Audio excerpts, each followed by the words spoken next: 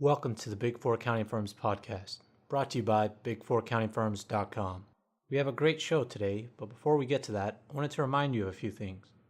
We have 2 great books on Amazon that will help you get the Big Four job that you deserve, and I've included links to those books in the show notes. Additionally, I wanted to remind everyone to make sure that they subscribe to this podcast to stay up to date on the latest Big Four news and career tips. Also, make sure to share the show with a friend if you get a chance. Lastly, follow us on Twitter, Facebook, Instagram, and LinkedIn. I'll include links to all our social media in the show notes. Thanks and enjoy the show. Today I wanted to discuss PwC's 2017 revenue release. PwC announced 2017 revenues on October 4th, 2017. And the revenue release comes after releases from E&Y and Deloitte earlier this year. Now, in the release, PwC announced revenues of $37.7 billion, which represents a 7% revenue growth rate. And I want to take a brief second to brag here, as this is the exact number that we predicted when we tried to project KPMG and PwC's revenue numbers in an earlier podcast. And I'll include a link to that podcast in the show notes. Now, this is a record year of revenues for PwC. But unfortunately, this keeps PwC as the second largest Big Four accounting firm in the world.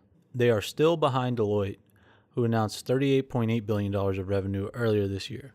And the $37.7 billion in revenue represents an almost $2 billion increase in revenue from PwC's 2016 numbers of $35.9 billion. Now let's drill down into PwC's revenue numbers a little further. First, let's go over their revenues by line of service. PwC earned $16 billion of the revenue from their audit practice.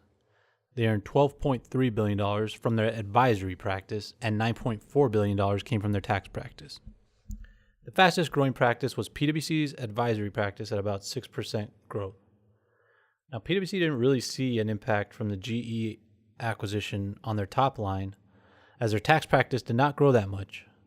But that didn't stop Bob Moritz from highlighting the acquisition of GE's tax department in the press release. And we covered the acquisition of GE's tax department heavily on our site. So we'll include a couple of links related to the PwC acquisition of GE's tax department in the show notes. Now, the impact of the GE acquisition will likely have a larger impact on PwC's tax practice next year. So make sure to keep an eye out for that. Now let's take a look at PwC's revenue by region. The largest region for PwC in terms of revenue was their Americas region with $16.8 billion in revenue. Second largest was Western Europe with $12.2 billion in revenue. Next up was Asia with $4.9 billion. Then Australia and Pacific with $1.7 billion. Then next up is Middle East and Africa with $1.4 billion in revenue. And lastly was Central and Eastern Europe with $776 million in revenue.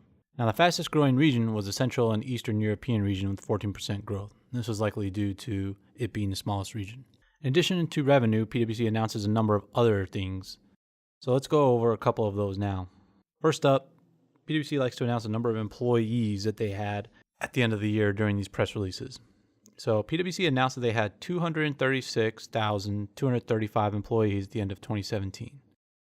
And this represents a growth of about 13,000 employees from their 2016 number of 223,468.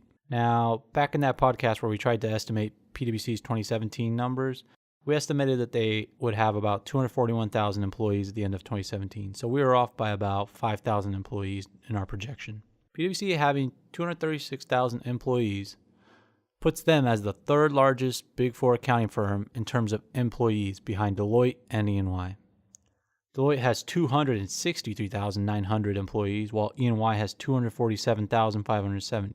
But even though PwC has the third largest number of employees, they're still the second largest accounting firm in terms of revenue. So they're a little bit more efficient with their people than E&Y is. Another thing that PwC started disclosing this year was their audit inspection numbers. They started releasing their compliance of their audits based on internal audits that they perform. And this is a new approach by PwC. They have historically not announced these numbers. And they announced 93.3% compliance of their audits with audit standards. And another thing that came out of this release was there were some comments made by PwC's global chairman, Bob Moritz. He made the following statements. Our strategy of investing heavily in technology, quality, innovative new services, and recruiting top talent paid off, with strong revenue across all our lines of business, both new and established, in fiscal year 2017. While we remain optimistic about the future, we, along with clients, are planning for a wider range of economic and geopolitical scenarios as we reflect on and learn on the lessons of the past year. Another thing that he said is that innovation is the foundation of our success, and we are embracing artificial intelligence, robotics, and machine learning as we work to deliver success for our clients and stakeholders going forward. We're also investing in areas such as our data privacy practice. More and more data is generated and shared. Companies are exposed to new digital vulnerabilities. We're helping clients to develop their cybersecurity and privacy programs and respond to incidents. So in conclusion, this was a good year for PwC with $37.7 billion in revenue, but it wasn't good enough for them to pass up Deloitte with $38.8 billion. And we now have numbers from 3 out of the big 4 accounting firms, and PwC is solidified as the second largest big 4 accounting firm in the world at this point. Another thing that we learned after this release is that the big 4 are all heavily invested in technology, as all the global CEOs of the big 4 have mentioned huge pushes in technology that have allowed them to achieve the levels of financial success that they have seen in their latest releases. So that's all we have for today. To stay up to date on the Big 4 news, make sure to subscribe to this podcast. We are a growing podcast and a growing business. Would appreciate your help in growing. So if you could share this podcast with a friend and give us a good review on iTunes, we'd really appreciate it, as that would help us grow and provide you with the best Big 4 content and career tips possible. Thanks for listening and have a good day.